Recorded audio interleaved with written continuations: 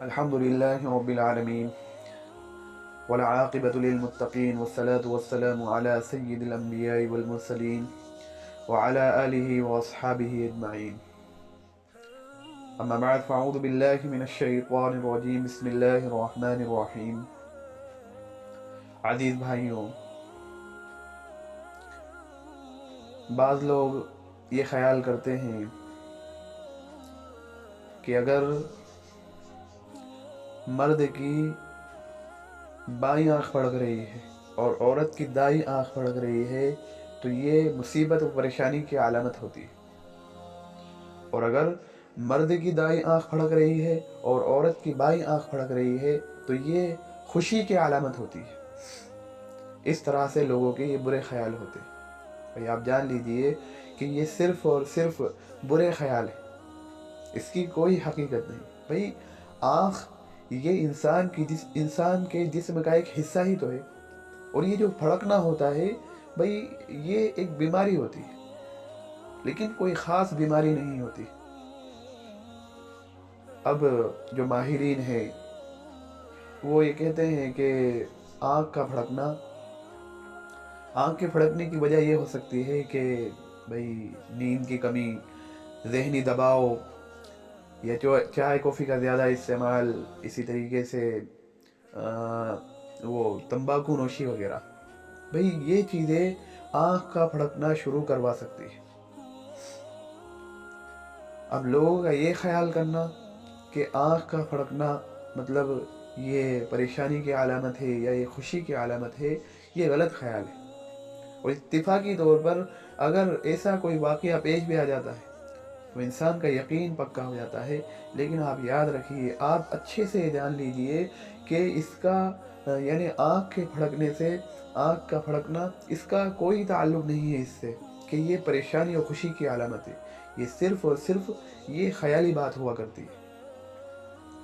اور اسی طریقے سے ایک یعنی برا خیال جو لوگوں میں بہت زیادہ پایا جاتا ہے، اور عورتوں میں بھی، خصوصاً عورتوں میں بہت زیادہ پایا جاتا ہے، وہ کیا کہ جو ہچکیاں آتی ہے، بھئی انسان کو جو ہچکیاں آتی ہے، اگر ہچکیاں آ رہی ہے مطلب کوئی یاد کر رہا ہے، اس طرح کا برا خیال یعنی یہ آتا ہے۔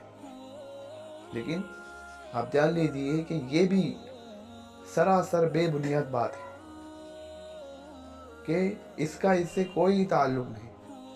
بھئی ہچکیاں جو آتی ہیں یہ کوئی بیماری تو نہیں ہوتی، لیکن عام طور پر یہ کچھ منٹوں کے لیے یہ نشانہ بناتی ہے۔